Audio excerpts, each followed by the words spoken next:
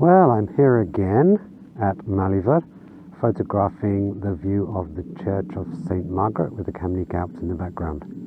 It's winter now, hence the heavy coat, and there's some snow on the mountains, but unfortunately no snow anywhere else.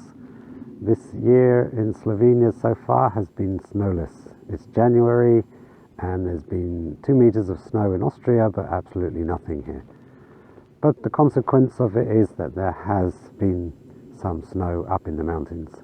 So as you can see, you probably can't see here, but when I zoom in close with the camera, you can see that the mountains at the back have got some snow on. So it's looking really nice. Now, I've just taken a few photos as the sun went down, while the sun was still falling nicely on the hill and the church itself. And now I'm just waiting for the sunset colours to come along. So it's quite clear. Some nice wispy clouds floating over the mountains there.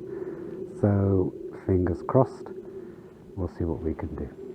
You can see I've got the 100 to 400mm lens on, and I'm zooming right in close.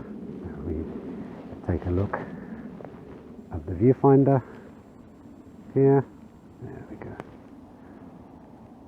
I've got my composition set. Church with the Kamnik Alps behind. Nice bit of sky. If need be, depending on how things pan out, I may go in a bit closer. But this is a great composition. All I need are the colours. So, fingers crossed, we'll see what pans out. Well, we're starting to get some colour appear in the sky now, as you can see. So, I'm starting to get ready. Now, what I'm doing, if you can see, I've included a lot of the foreground here because there's some really nice hills and some grass around the church itself. Now, because the church and the hill are in the shade, I'm actually exposing more to the right, so I get the foreground nice and bright. But there's not enough of a difference between the foreground and the sky that I'm going to need a grad filter. If you see one of the photos I've just taken already, if we look at the info, there's still a nice histogram there. There's still a lot of space there on the right, so there's plenty of highlights still there, and those highlights can easily be darkened and recovered in Adobe Camera Raw. So there's really no need right now to put an ND grad on. And I've got a polarizer on. I'm using a polarizer just to dehaze, because there's obviously a little bit of haze in the distance, and now the colours are starting. Look at that. That's fantastic. Colours on the hill there. Beautiful.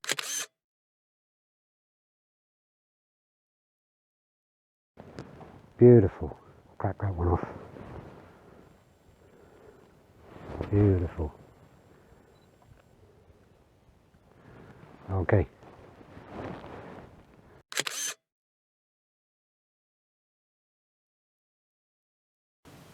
You can see the colours in the sky are so intense that they're even reflecting off the church itself. The church itself is glowing even though there's no direct light falling upon it. The colour and the light from the sky is being bounced back down onto the church. It's beautiful, incredible sunset, incredible. Well, sorry about that. Had to drop the camera because those sunset colours came so quickly. I had to react, and that's often how it happens actually. I kind of anticipated there would be some great colour, but not this much, and as always it happens so quickly that as soon as I turned around and saw it, I literally had to finish filming and get photographing. But I got some great pictures, which I'm going to show you right now.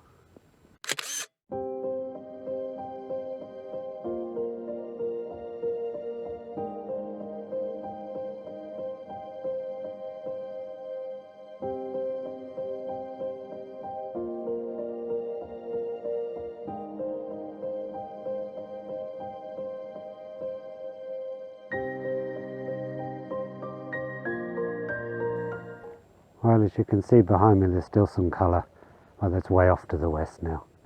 The colour over the church and the mountains has dissipated now, and it's all come to an end. And I'm freezing cold, so I'm going to go indoors and have a nice hot cup of coffee. And hope you've enjoyed this, and I hope you enjoy the photos that I captured. And once again, as I've told you, this location is an incredible location to photograph from. Okay, catch you later.